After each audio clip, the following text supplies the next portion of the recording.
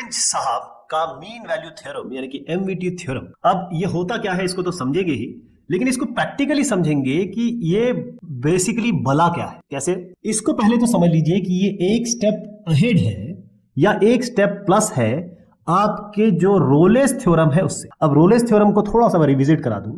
Rolle's theorem में मैंने आपसे एक बात कही थी और मैंने प्रैक्टिकली ये समझाया था कि आप है, आपका महबूब है और आपकी माशूका है, आपकी मोहब्बत की एक स्ट्रेट लाइन है। आपकी मोहब्बत ने आपको छोड़ दिया, कहीं और चली गई, मतलब इस पॉइंट से वो इधर चली गई। लेकिन अगर वो आपके पास वापस आती है, यानी कि आपकी मोहब्बत दोबारा रीइंस्टेट होती है, इसका मतलब कोई ना कोई ऐसा पॉइंट होगा जहां पर उन्होंने सोचा होगा कि नहीं यार, ये जो नया बंदा है ना, ये तो ठीक नहीं है, पुराना बंदा जो है वो ज्यादा बढ़िया। तो इसी पॉइंट को अगर मैंने मोहब्बत की लाइन कही, तो यहां पर अगर मैं स्ट्रेट लाइन बना दूं तो ये आपकी मोहब्बत की लाइन यहां से इसके पैरेलल है, तभी आप वापस उनसे मिल पाए। लेकिन ये स्ट्रेट लाइन है और हम ये कहते थे कि यहां पर ऐसे एक ए पॉइंट ले लिया, एक बी पॉइंट ले लिया और यहां पर ये ग्राफ इस तरीके से बना तो एक स्ट्रेट लाइन हो गई। जब एफ ए बराबर एफ बी है, ये जो दोनों पॉइंट सेम है यानी कि आपकी मोहब्बत वापस आई, तो एक पॉइंट ऑफ रिटर्न ये जो लाइन है पैरेलल है एक्स एक्सिस। लैग्रेंज साहब ने इसमें कुछ और देखा। उन्होंने कहा बाकी सब चीजें सेम है, लेकिन जरूरी थोड़ी ना कि आपकी मोहब्बत की लाइन जो है वो हमेशा एक्स एक्सिस हो।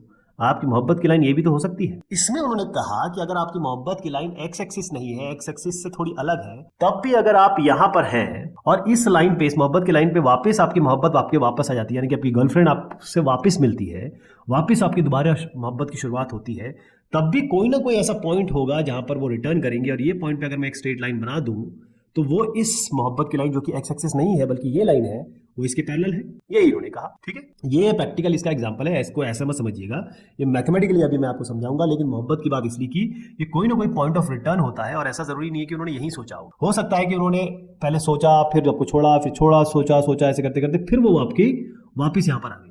इसका मतलब एक से ज्यादा भी पॉइंट हो सकते हैं जहां पर उन्होंने आपके बारे में सोचा होगा, या फिर वो मल्टीपल लोगों से मिली और मिलते मिलते उनसे मोहब्बत हुई, लेकिन बीच बीच में उनको लगा कि नहीं, मेरा पुराना जो आशिक है, मेरी पुरानी जो मोहब्बत है वो मेन है। ठीक है साहब, अब आइए इसको मैथमेटिकली देखें। मैथमेटिकली इनका ये कहना है लैग्रेंज साहब का कि इन्होंने जो F A equal F B, मतलब उन्होंने कहा ना कि भाई आप ना बार बार ये एक्स एक्सिस से पैरेलल वाली बात मत करो मुझसे। तो उन्होंने कहा कि ये एफ ए बराबर एफ बी वाली जो बात थी आपके रोले थ्योरम में, इसको मैं हटा देता हूं। उन्होंने सीधे कहा कि अगर एक फंक्शन एफ एक्स है और वह डिफरेंशिएबल है, अब सीधी सी बात है, रोलो में कहा गया कि कॉन्टिन्यूस भी होना चाहिए, डिफरेंशिएबल भी होना चाहिए और एफ ए बराबर एफ भी होना चाहिए। ये तीन कंडीशन थी उसमें। इन्होंने कहा अरे मैं डिफरेंशिएबल बोलता हूँ, कॉन्टिन्यूस तो अपने आप हो जाएगा, ये तो हम जानते ही हैं। एक फंक्शन डिफरेंशिएबल है तो कॉन्टिन्यूस होगा ही होगा। कॉन्टिन्यूस का मतलब होता है कि कहीं भी कोई ब्रेक ना हो, ऐसा ना हो। डिफरेंशिएबल का मतलब हो कि फंक्शन में कोई इस तरीके की पीक ना हो। इन्होंने कहा डिफरेंशिएबल होना चाहिए, कॉन्टिन्यूस अपने आप कवर हो गया। फिर उन्होंने एक और चीज बताई कि अगर ये इस इंटरवल में, ये जो इंटरवल है आपका एक क्लोज इंटरवल है और भी, इसमें दोनों पे ही पॉइंट पे हम ये चेक करेंगे। तो जब हम यहाँ इस पॉइंट से इस पॉइंट पे गए और ये लाइन जो आपकी, ये लाइन जो बन रही है एक सेकंड लाइन बन रही है। कोई भी एक कर्व है उसके बीच में अगर इस तरह लाइन खींचते हैं तो हम उनको सीकेंट कहते हैं, और इस लाइन, इस पॉइंट पे जब हम लाइन खींचते हैं उसको हम टेंजेंट कहते हैं। एक लाइन जो एक कर्व को एक पॉइंट पे टच करती है वो टेंजेंट होती है, जो एक लाइन मल्टीपल या फिर दो जगह कट करती है उसे हम सीकेंट कहते हैं। तो इन्होंने कहा कि यदि हम एक पॉइंट लें और यहां से हम गए दूसरे पॉइंट पे, एक पॉइंट ए है ये वाला, एक पॉइंट बी है ये वाला, ए और बी एक्स एक्सिस पे है, इसका जो जैसे फंक्शन एफ एक्स है तो हर एक्स पे वाई मिलेगा, तो इस ए पे वाई क्या मिलेगा, अगर ये मैं यहाँ पर ए रख दूं तो एफ ए मिलेगा वाई, तो ये एफ ए हो गया। इसी तरीके से मैं बी रख दूं तो ये दूसरा पॉइंट मिल जाएगा, तो एफ बी हो गया। तो ये आपका इस पॉइंट का लोकेशन हो गया x1 y1, ये x2 y2, इसमें x1 a है, y1 x1 y1 ये हो गया, y1 f a हो गया, या x2 y2 आपका x2 b हो गया, y2 f b हो गया। तो यहां पर इन्होंने बात जो ये की है ये कुछ नहीं है, ये भी स्लोप ही है। इन्होंने कहा बार बार ये क्यों कह रहे हो कि एक्स एक्सिस से पैरेलल हो, ये भी तो हो सकता है, तो मैं इसका स्लोप निकाल के दिखा देता हूं आपको, और ये जो स्लोप होगी ये भी एफ डैश सी के बराबर होगी, है ना। रोले साहब कहते थे कि एफ डैश सी बराबर 0 होगा। उन्होंने कहा कि अगर आपकी मोहब्बत ये लाइन है तो मैं, अगर ये दोनों एक ही लाइन, मतलब ये जो 20 वाई एक्सिस सेम है तो ये स्ट्रेट लाइन होगी। इन्होंने कहा नहीं, ऐसा नहीं, अगर किसी मोहब्बत आपकी इस तरीके भी चल रही है तो मैं इसको करके दिखाऊंगा कैसे। अब देखिए, उन्होंने स्लोप की बात की। तो स्लोप क्या होता है, अगर एक एफ एक्स फंक्शन लूं और उसको एफ डैश एक्स निकालूं तो यही स्लोप होता है, एम होता है, टेन थीटा होता है, यही तो स्लोप होता है। तो इसका टेन थीटा निकालने का तरीका क्या निकाला, ये तो हमें पॉइंट मिल गया। टेन थीटा का हो गया परपेंडिकुलर बाय बेस, परपेंडिकुलर ये हो गया, बेस ये हो गया। परपेंडिकुलर मतलब इसका डिस्टेंस निकालना है तो क्या है, आपको इस पूरे से यहाँ से यहाँ तक इसको माइनस करना पड़ेगा। यहाँ से यहाँ तक कितना है, ये पूरा का पूरा कितना है, FB। देखिए FB है ना, y मतलब ये FB है पूरा, यहाँ से यहाँ तक FB है, और ये आपका F है। तो पूरे एफ बी से मैं अगर एफ बी यहाँ से यहाँ तक, ये जो यहाँ से यहाँ तक पॉइंट है, इससे मैं ये एफ ए माइनस कर दूं तो मुझे ये लाइन मिल जाएगी, यही है। तो ये F B minus F A हो गया। अब ये निकालना है, ये परपेंडिकुलर बाय बेस है ना, परपेंडिकुलर हो गया। बेस निकालने के लिए आप यहाँ से यहाँ तक चलिए, पूरा बी, यहाँ से यहाँ तक ए है, बी से ए घटा दें तो यहाँ तक आ जाएगा, तो ये लाइन आ जाएगी आपकी, तो बी माइनस ए। यही तो है, ये इन्होंने कहा कि स्लोप है। स्लोप क्या होता है? Perpendicular by base, perpendicular F B minus F A. और बेस क्या हो गया आपका, यहाँ से यहाँ तक बी माइनस ए। इन्होंने कहा एफ डैश सी जो है वो जीरो नहीं होता, वो F B minus F A by B minus A होगा। यानी कि यहाँ से यहाँ तक आप गए और आप यहाँ से वापस यहाँ ना लौटे स्ट्रेट लाइन पे, आप यहाँ पर लौट गए। तो कोई ना कोई एक ऐसा पॉइंट होगा, अगर मैं इस पे टेंजेंट बनाऊंगा तो वो इस सीकेंड के, आपकी मोहब्बत की लाइन के पैरेलल होगा। यही आपका मीन वैल्यू थ्योरम, किसका? लैग्रेंज सा। तो पहली चीज इन्होंने कहा कि डिफरेंशिएबल होना चाहिए, कॉन्टिन्यूअस की बात ही हटा दी, फंक्शन डिफरेंशिएबल होना चाहिए, इसका मतलब ये कॉन्टिन्यूअस ऑलरेडी है। दूसरी इन्होंने बात कही कि ये केवल क्लोज्ड इंटरवल पे काम करेगा, यानी कि ए और बी इसमें आप इंक्लूड करेंगे, तो ये ए और बी इंक्लूडेड है, क्लोज्ड इंटरवल। अब इसको एक बार और समझा देता हूं आपको कि ये आपकी एक लाइन है या एक फंक्शन है, वो इस तरीके से चलता है। आपने एक पॉइंट लिया ए, एक पॉइंट बी लिया, और एक जो ए और बी पॉइंट है, इसका ये ए पॉइंट है, ये बी पॉइंट है ना।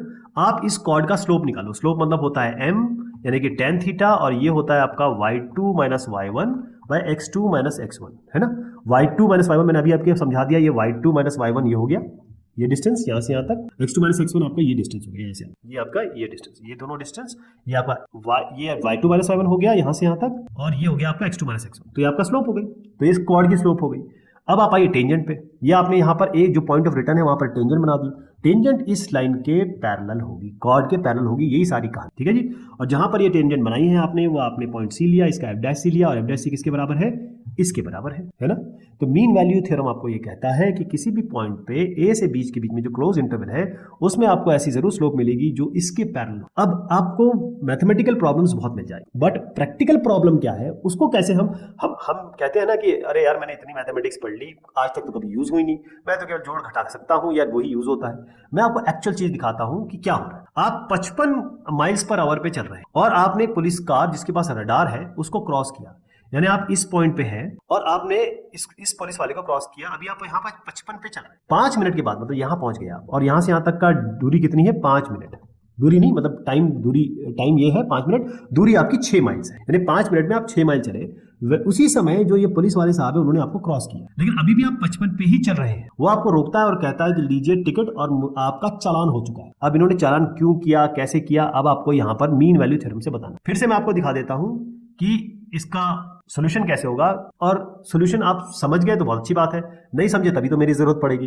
तो अभी सोल्यूशन को मैं समझ कैसे हो रहा है। मीन वैल्यू थ्योरम क्या कहता है, एक पॉइंट से दूसरे पॉइंट पे आप गए, इस पॉइंट से इस पॉइंट पे कोई ना कोई ऐसा पॉइंट होगा जहां पर आपने स्पीड बढ़ाई होगी, तभी तो आपका चालान हुआ। आप कहें यार 55 पे चल रहा हूँ, 55 पे ही वो मिला मुझको, तो मुझे मेरा चालान क्यों कर दिया?